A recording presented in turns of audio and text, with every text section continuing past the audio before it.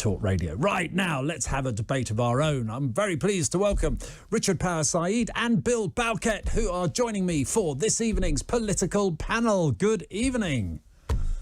Very good evening, Nick. God, wasn't that an empowering welcome for you, you see? Now, Richard, you are a former Labour official.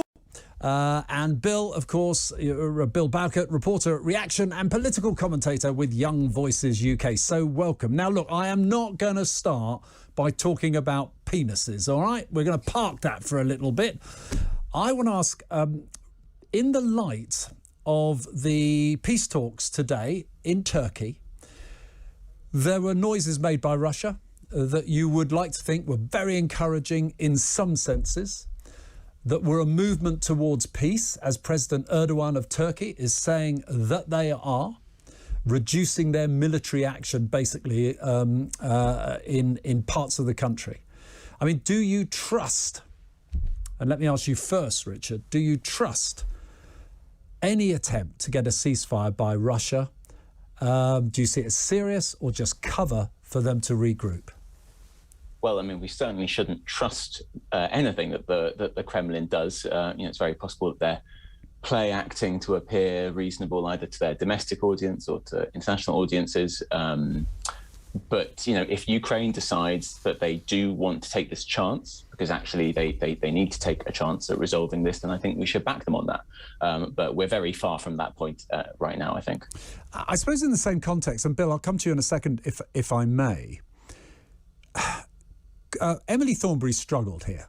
She couldn't give Boris Johnson any credit for where I think he's led well in Ukraine, stepping up with the military hardware before anyone else, where he actually pushed the Germans particularly into not using the SWIFT, allowing the SWIFT system, banking system to be used.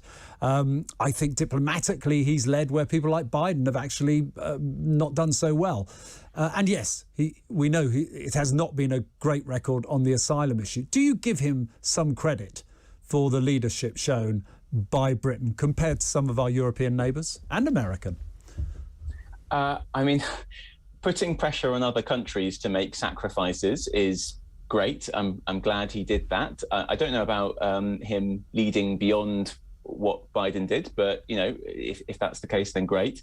But, pushing other countries to make sacrifices is one thing. Actually making sacrifices of your own is another. I mean, how can we still be in a position where the Conservative Party hasn't given back loans that were given to it by Putin's cronies? I mean, that would be a sacrifice, right? And I think it's very easy for us to say, the German government should basically say that hundreds of thousands of people in Germany are going to go into fuel poverty for the sake of an international decision. Maybe they should do that. Well, I don't think the SWIFT banking system was that. No, I wasn't talking about SWIFT. I was talking about the really major decision that we would like them to make, which is not buying Russian. So is it fair to say you're giving a little bit of begrudging support to him?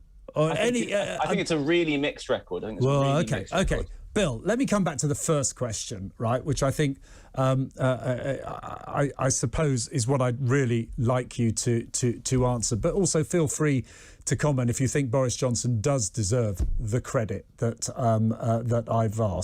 I've suggested he deserves. I think on the issue of Johnson's record when it comes to Ukraine, yes, I think in many ways he's taken decisions, to pardon the pun, more swiftly than maybe our European allies when it comes to the SWIFT program. Also military aid as well. We were giving military aid to Ukraine, as early as January. Long before anyone else. Well, I think in what the Ukrainians were demanding, especially around anti-tank missiles, certainly the case, and Ben Wallace has played a pivotal role. So maybe we should be crediting the Defence Secretary rather than the Prime Minister in that sense.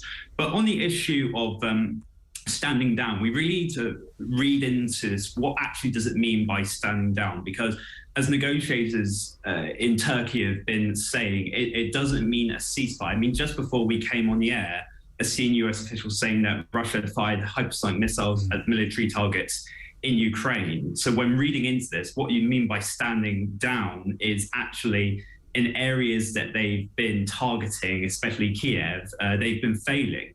and that they're having to pull back. But that doesn't mean that they're going to stop attacks on places like Mariupol or Odessa or Kharkiv, which continues to be, pummeled to the ground by the military, by the Russian military. So I think while there is signs of promise with these negotiations around Russia, maybe scaling back some of its attack on Ukraine, I think, as Richard rightly said, anything that comes out of the Kremlin mouth needs to be taken with a grain of salt.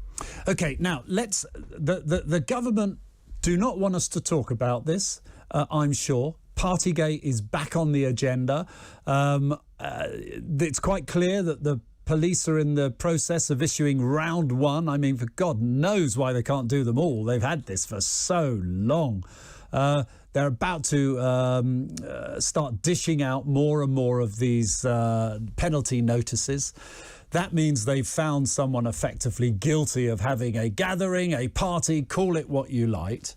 Bill, Boris Johnson said no one broke the rules at number 10. The fact they've now just issued these notices, someone broke the rules there. Did he lie? So this is the pivotal question. Did Boris Johnson mislead the House of Commons when he made that claim on December the 9th that no COVID rules were broken? So if he were to have found to have lied knowingly, then that is a resignation matter for sure. However, if he were to say that or claim that he unknowingly made that assumption or that he was misled by, his inner circle, his officials, then he would have to correct the record in Parliament, which in itself is embarrassing. And I think what today proves with the 20 fines is that it debunks this complete and utter fallacy that all guidance was followed, from the beginning, which was stated all the way as early as the start of December. And now we're seeing the 12 parties that are investigating the results so far in 20 fines. But that's not to say that there's going to be more coming in the future from the Metropolitan Police. Richard, I suspect, I don't know, but the early reaction to this programme suggests this, is however much you might not want this case, it just seems like the public don't care.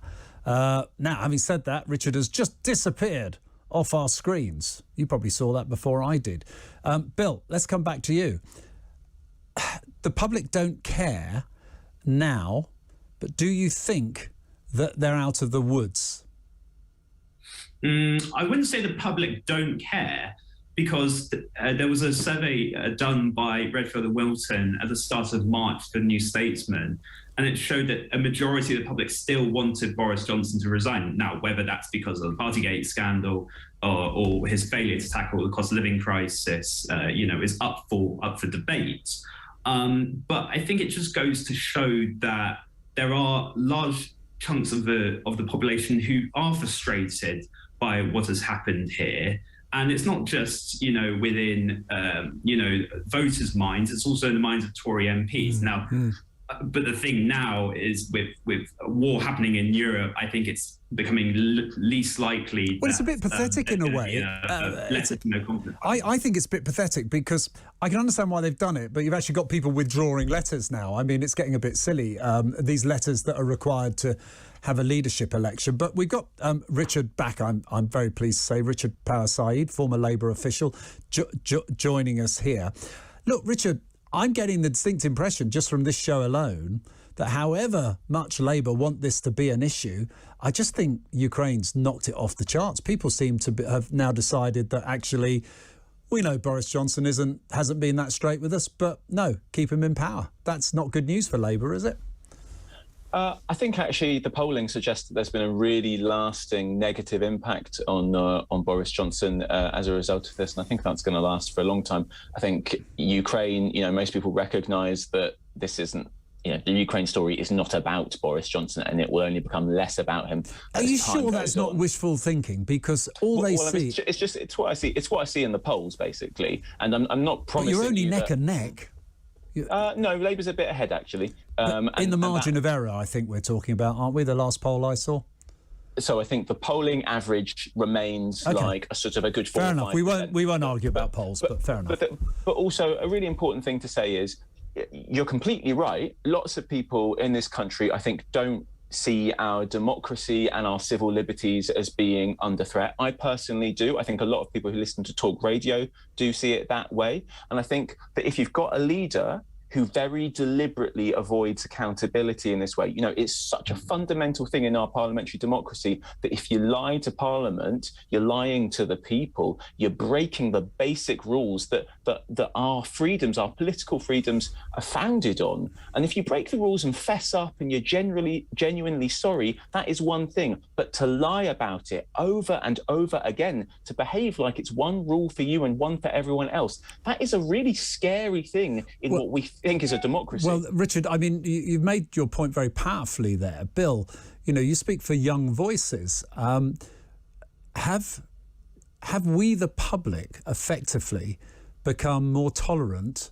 of politicians that are not straight with us and will tell lies? Are we more forgiving? Because if we took Richard at face value, and by the way, Richard, I don't disagree with the sentiments you are expressing, then the Conservatives should have hardly any votes in the polls at all, as long as they have the leader they have, surely. But that's not the case. Yeah, I think voters totally deserve better, for sure. I think when they want their politicians, they want to, as Richard said, you know, they're speaking on their behalf, putting their interests first. And unfortunately for Boris Johnson, is that if in the later myriad of fines which would be introduced, Boris Johnson himself were to be find himself for breaking lockdown rules, it's the rules that he implemented himself. I mean, the sacrifices that people had to make over the last 2 years has been absolutely astonishing. And you've got to recognise that maybe now might not be the best point, as I mentioned, with the conflict in Ukraine and other issues that the Conservative Party having to grapple with, like, for instance, the energy strategy. But we've still got the Metropolitan Police investigation to conclude. We've still got the Grey report in full to be published. Do you know, I'm beginning. No offence to you, Bill, but it's all coming back. It's all coming back to me, and I think I'm going to start yawning again with the Grey report. I mean, it's disappeared, hasn't it? But anyway, look, that was great. Now, listen, we're going to move on to this, because one hospital trust, has decided they need to ask men whether they are pregnant before referring them for cancer scans. Richard, this is woke nonsense, surely. If someone is pregnant and they want to keep the baby, I think most people would say that protecting that vulnerable life is one of the most important things that we can do. How many men do you know who are pregnant? Please let me finish what I'm saying, because I'm answering your question. I'm answering your question directly. We should all want to help with protecting that young life. And I think most people would agree also that we should be including and supporting trans people to get good healthcare, not deliberately trying to make their lives better. And instead, even harder. And instead, we seem to have people seriously say... Oh, we've lost him. Just at the key point. Oh, no. He's going to think I've cut him off. I'll have conspiracy theorists onto me there. We've lost Richard. Okay, Bill. That's pretty inconvenient, but your turn. I'm gonna play it quite rationally here, because I think sometimes within the culture wars it could distort our debate a little bit. So I'm going to be rational here. It's a common fact that men cannot be pregnant, even though NHS advice says there was a few years ago advice saying that 8 out of 10 people under 40 years old will get pregnant within 1 year trying to have regular sex without contraception. And actually, with this particular instance, there's only a handful of trusts that kind of implement this policy. But actually, the best solution I can feel is to stop this happening is that listen to the Society Radio Office, which says that sex and gender needs to be clearly recorded, and that medics should simply ask, for the sex that you were assigned at birth, and then following on from that question. Now, you see, I think that's really interesting. I think that's what's at the core of the problem here. It's because someone decides to identify as one sex, then now you've got a bureaucracy evolving where they effectively end up with the absurdity of asking men if they're pregnant before they have a scan. Surely the simpler way of dealing with this is to identify in a hospital as your biological birth. That's what they need identified, your gender at birth, isn't it? Yeah, no, completely. It's about distinguishing sex from gender. It's as simple as that. That was a bit too easy, Bill, I'm afraid. And I fear we've lost Richard permanently, Richard Power Sayeed, former Labour official. And if you see him in the bars when you're all communicating and talking, tell him I did not cut him off, because I'm sure someone will think I did. Listen, thanks very much indeed for joining me. That's Bill Bowkett, reporter at Reaction and political commentator with Young Voices UK. What do you